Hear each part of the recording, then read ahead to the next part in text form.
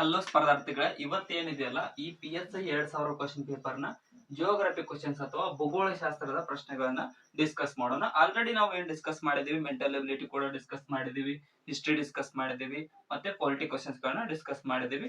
ಆ ವಿಡಿಯೋಗಳನ್ನ ಕೂಡ ನೋಡ್ಕೊಡ್ರಿ ಹೊಸದಾಗಿ ಬಂದಿರೋರು, ಮತ್ತೆ ಸಬ್ಸ್ಕ್ರೈಬ್ ಮಾಡಿ. ಏನಾದ್ರೂ ತಪ್ಪು ಅನ್ಸಿದ್ರೆ ಕಮೆಂಟ್ ಸೆಕ್ಷನ್ ನಲ್ಲಿ ಕಮೆಂಟ್ ಕೂಡ ಮಾಡಿ. ಮೊದಲನೇದಾಗಿ ಏನ್ ಕೇಳ್ತಾರೆ ನೋಡಿ, ಕೂಡಲ ಸಂಗಮವು ಕೆಳಗಿನ ಯಾವ ನದಿಗಳ ಸಂಗಮವಾಗಿರುತ್ತದೆ ಅಂತ ಕೇಳಿದ್ದಾರೆ. ಈ ಒಂದು ಕೂಡಲ ಸಂಗಮ ಕಂಡು ಬರುವುದು ಬಾಗಲಕೋಟೆ ಜಿಲ್ಲೆಯಲ್ಲಿ.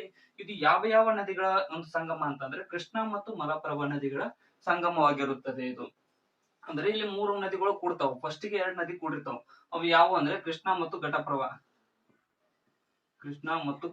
ಕೂಡಿರ್ತವೆ. ಅದಾದ್ಮೇಲೆ ಈ ಒಂದು ಕೂಡಲ ಸಂಗಮದಲ್ಲಿ ಮಲಪ್ರಭಾ ಮತ್ತು ಕೃಷ್ಣ ಕೂಡಿ ಸೇರ್ತವೆ. ಮತ್ತೆ ಕೃಷ್ಣಾ ನದಿ ಇದೆಯಲ್ಲ, ಕರ್ನಾಟಕದ 480 ಕಿಲೋಮೀಟರ್ ಉದ್ದವಾಗಿ ಹರಿಯುತ್ತೆ. ಮತ್ತೆ ಇದೇ ನಮ್ಮ ಕರ್ನಾಟಕದಲ್ಲಿ ಹರಿಯುವ ಅತ್ಯಂತ ಉದ್ದವಾದ ನದಿ. ಇದು ಎರಡು ಟೈಪ್ ಗಳಿರ್ತವೆ ಎಕ್ಸಾಮ್ ಒಳಗಡೆ. ಕರ್ನಾಟಕದಲ್ಲಿ ಹರಿಯುವ ಅತ್ಯಂತ ಉದ್ದವಾದ ನದಿ ಅಂತ ಕೇಳಿದ್ರೆ ಕೃಷ್ಣಾ ನದಿ ಹಾಕ್ಬೇಕು. ಮತ್ತೆ ಕರ್ನಾಟಕದ ಅತಿ ಉದ್ದವಾದ ನದಿ ಅಂತ ಕೇಳಿದ್ರೆ ಕಾವೇರಿ ನದಿ ಆಗುತ್ತೆ. ಅಂದ್ರೆ ಕಾವೇರಿ ನದಿಯು ಕರ್ನಾಟಕದಲ್ಲಿ ಹುಟ್ಟಿ ಅತ್ಯಂತ ಉದ್ದವಾಗಿ ಹರಿಯುವ ಕರ್ನಾಟಕದ ನದಿಯಾಗಿದೆ. ಮತ್ತೆ ಇನ್ನೇನಪ್ಪಾ, ಕೃಷ್ಣ ಮತ್ತೆ ತುಂಗಭದ್ರಾ ನದಿಯ ದೋಬ್ ಇದೆ. ಕೃಷ್ಣ ಮತ್ತು ತುಂಗಭದ್ರಾ ನದಿಯ ದೋಬ್, ಇದು ತುಂಬಾ ಫಲವತ್ತಾದ ದೋಬ್ ಇದೆ. ಮತ್ತೆ ಇದರ ಸಲುವಾಗಿನೇ ವಿಜಯನಗರದ ಅಂದ್ರೆ ತಾಳಿಕೋಟೆ ಕದನವು ನಡೆದಿದ್ದು.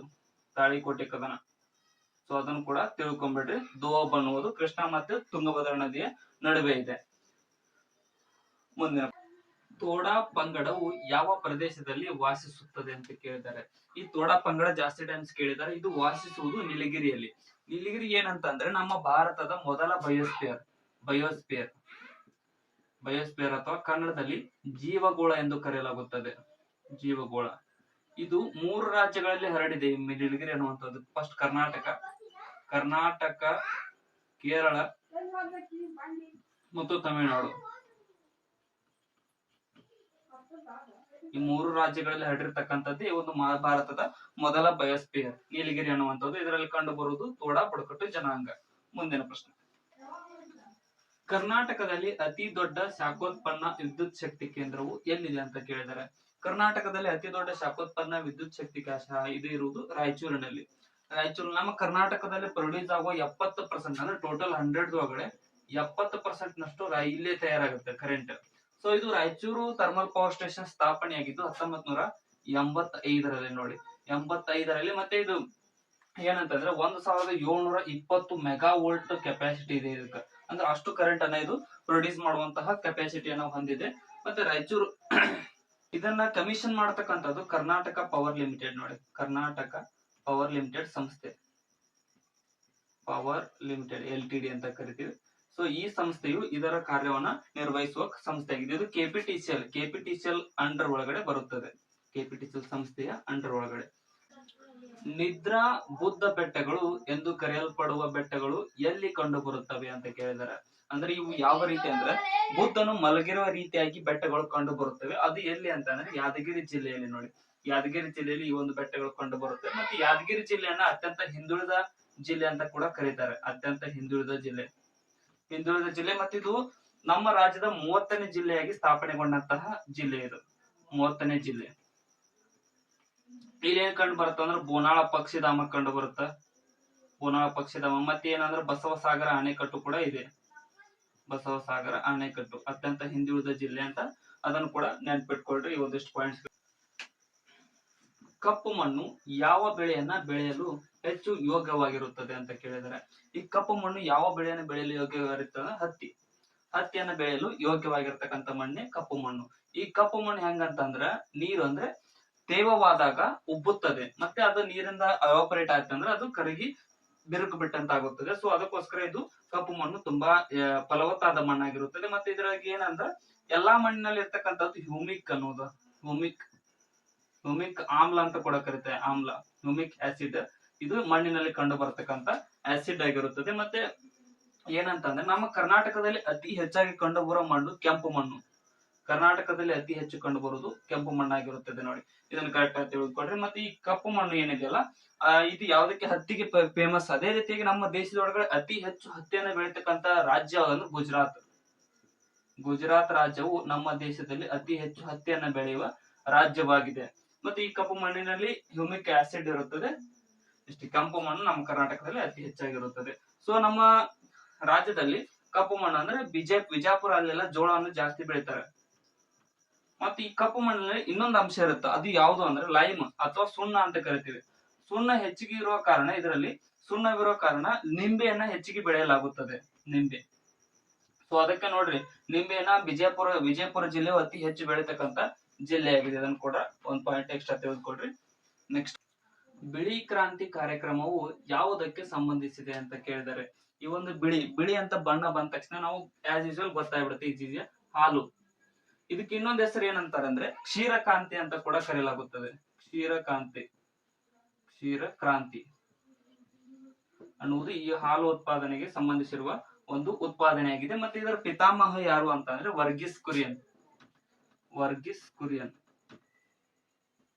ಇದನ್ನ ನೆನಪಿಟ್ಕೊಳ್ಳೋದು ಹೆಂಗಂತಂದ್ರೆ ಇವರ ಅಡ್ರೆಸ್ ಅಂದ್ರೆ ಸರ್ನೇಮ್ ದಲ್ಲಿ ಕುರಿಯನ್ ಅಂತ ಇದೆ. ಕುರಿ ಹೆಚ್ಚಾಗಿ ಹಾಲನ್ನ ಕೊಡುತ್ತವೆ, ಅದಕ್ಕೋಸ್ಕರ ವರ್ಗೀಸ್ ಕುರಿಯನ್ ಅನ್ನುವುದು ಹಾಲಿಗೆ ಸಂಬಂಧಿಸಿದ್ದಾರೆ ಅನ್ನುವುದನ್ನ ಒಂದು ಟ್ರಿಕ್ ಮೂಲಕ ನೆನಪಿಟ್ಕೊಳ್ರಿ. ಮತ್ತೆ ಇನ್ನೊಂದು ಹಸಿರು ಕ್ರಾಂತಿಯ ಪಿತಾಮಹ ಅಂತ MS ಸ್ವಾಮಿನಾಥನ್ ಅವರನ್ನ ಕರೆಯಲಾಗುತ್ತದೆ. ಈ ಒಂದು ಬಿಳಿ ಕ್ರಾಂತಿ ಸಂಬಂಧಿಸಿರುವುದು ಹಾಲಿಗೆ, ಹಸಿರು ಕ್ರಾಂತಿ ಸಂಬಂಧಿಸಿರುವುದು ಸಸ್ಯ ಉತ್ಪಾದನೆ ಅಥವಾ ಆಹಾರ ಉತ್ಪಾದನೆಗಾಗಿ ಸಂಬಂಧಿಸಿರುತ್ತದೆ.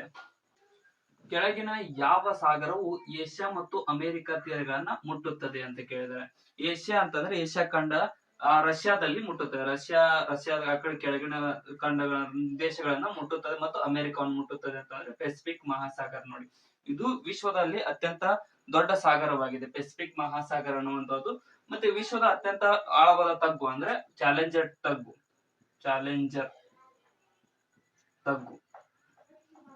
ಇದು ಎಷ್ಟು ಆಳವಾಗಿದೆ, 11,034 ಮೀಟರ್ ನಷ್ಟು ಆಳವಾಗಿರ್ತಕ್ಕಂಥ ತಗ್ಗು ಕೂಡ ಈ ಒಂದು ಪೆಸಿಫಿಕ್ ಮಹಾಸಾಗರದಲ್ಲಿ ಕಂಡು ಬರುತ್ತದೆ. ಇದು ಪೆಸಿಫಿಕ್ ಮಹಾಸಾಗರ ಏನೈತಲ್ಲ, ಅತ್ಯಂತ ದೊಡ್ಡ ಸಾಗರ, ವಿಶ್ವದ ಅತ್ಯಂತ ದೊಡ್ಡ ಸಾಗರ. ಎರಡನೇ ಅತ್ಯಂತ ದೊಡ್ಡ ಸಾಗರ ಅಂದ್ರೆ ಅಟ್ಲಾಂಟಿಕ್ ಮಹಾಸಾಗರ. ನಮ್ದು ಹಿಂದೂ ಮಹಾಸಾಗರ ಏನೈತಲ್ಲ ಅದು ಮೂರನೇ ದೊಡ್ಡ ಸಾಗರ, ಮೂರನೇದ್ದು ಹಿಂದೂ ಮಹಾಸಾಗರ. ಮತ್ತೆ ಆರ್ಕಟಿಕ್ ಸಾಗರ ಏನಿದೆಯಲ್ಲ ಅದು ಕೊನೆಯ ಸಾಗರ, ಅಂದ್ರೆ ಅತ್ಯಂತ ಚಿಕ್ಕದಾದ ಸಾಗರವಾಗಿರುತ್ತದೆ.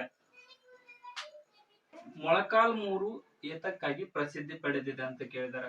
ಮೊಳಕಾಲ್ಮೂರು ಅಂದ ತಕ್ಷಣ ನಮ್ಮ ಬಾಯೊಳಗಡೆ ಬಂದೇ ಬರುತ್ತೆ, ಅದು ರೇಷ್ಮೆಗೆ ಸಂಬಂಧವನ್ನ ಪಡೆದಿದೆ.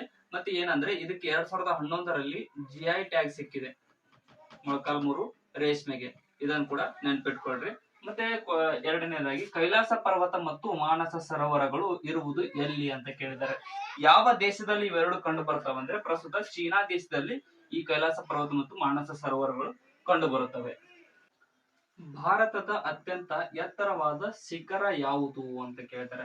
ನಮ್ಮ ಭಾರತದ ಅತ್ಯಂತ ಎತ್ತರವಾದ ಶಿಖರ K2 ಶಿಖರವಾಗಿದೆ. ಇದನ್ನ ಇನ್ನೊಂದು ಹೆಸರಿಂದ ಕೂಡ ಕರೀತಾರೆ, ಏನಂತಂದ್ರೆ ಮೌಂಟ್ ಗಾಡ್ವಿನ್ ಆಸ್ಟಿನ್ ಅಂತ ಕೂಡ ಕರೆಯಲಾಗುತ್ತದೆ. ಗಾಡ್ವಿನ್ ಆಸ್ಟಿನ್ ಆಪ್ಷನ್ ಒಳಗಡೆ ಈ ಟೈಪ್ ಇದ್ರು ಇದೇ ಸರಿಯಾದ ಉತ್ತರವಾಗುತ್ತದೆ. ಮತ್ತೆ ಇದು ಕಾರಾಕೋರಂ ಶ್ರೇಣಿಯಲ್ಲಿ ಕಂಡು ಬರುತ್ತದೆ.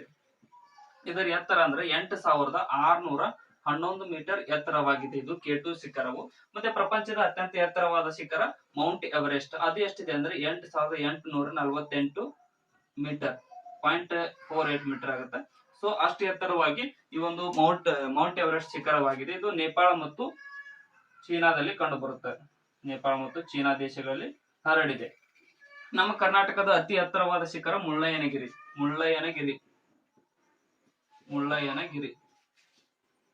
ಇದು ಎಷ್ಟು ಎತ್ತರ ಇದೆ ಅಂದ್ರೆ 1,920 ಮೀಟರ್ ಎತ್ತರವಾಗಿದೆ. ಇದಕ್ಕೆ ಡಿಫ್ರೆನ್ಸ್ ನೋಡ್ಕೊಳ್ರಿ ಎಷ್ಟಿದೆ. ಇಷ್ಟು ನಮ್ಮ 2,000ವರೆಗೂ ನಮ್ಮದಿದ್ರೆ, ಸೊ 9,000ವರೆಗೂ ಭಾರತದಿದೆ. ಎಷ್ಟು ಎತ್ತರವಾಗಿರಬಹುದು ಇದು. ಅತ್ಯಂತ ಹೆಚ್ಚು ಜನಸಂದಣಿ ಹೊಂದಿರುವ ರಾಜ್ಯ ಯಾವುದು ಅಂತ ಕೇಳಿದ್ದಾರೆ. ಸೊ ಈ ಟೈಪ್ ಜನಸಂಖ್ಯೆ ಮೇಲೆ ಯಾವುದೇ ಕ್ವಶನ್ ಕೇಳಿದ್ರು ಇದು 2011ರ ಜನಗಣತಿಯ ಆಧಾರದ ಮೇಲೆ ಇರುತ್ತದೆ. ಯಾಕಂತಂದ್ರೆ ಅವಾಗಿಂದ ಇಲ್ಲಿವರೆಗೂ ಯಾವುದೇ ರೀತಿಯಾದ ಜನಸಂಖ್ಯೆ ಇದು ಮಾಡಿಲ್ಲ ಅಳತೆಯನ್ನ. ಸೊ ಇಲ್ಲಿ ಸರಿ ಆದಂತ ಉತ್ತರ ಪ್ರದೇಶ. ನೋಡಿ, ಉತ್ತರ ಪ್ರದೇಶವು ನಮ್ಮ ದೇಶದಲ್ಲಿ ಅತಿ ಹೆಚ್ಚು ಜನಸಂಖ್ಯೆಯನ್ನು ಹೊಂದಿರುವ ರಾಜ್ಯವಾಗಿದೆ. ಅತಿ ಕಡಿಮೆ ಜನಸಂಖ್ಯೆ ಹೊಂದಿರುವುದು ಸಿಕ್ಕಿಂ ರಾಜ್ಯ. ಮತ್ತೆ ಅತಿ ಹೆಚ್ಚು ಜನಸಂಖ್ಯೆ ಏನಂತ ಸ್ಕ್ವೇರ್ ಕಿಲೋಮೀಟರ್ಗೆ 1,000 ಸ್ಕ್ವೇರ್ ಕಿಲೋಮೀಟರ್ಗೆ ಅತಿ ಹೆಚ್ಚು ಇರುವುದು ಬಿಹಾರ ರಾಜ್ಯವಾಗಿದೆ. ಡೆನ್ಸಿಟಿ ಅಂತ ಕೂಡ ಕರಿತೀವಿ ಇಂಗ್ಲಿಷ್ ಒಳಗಡೆ.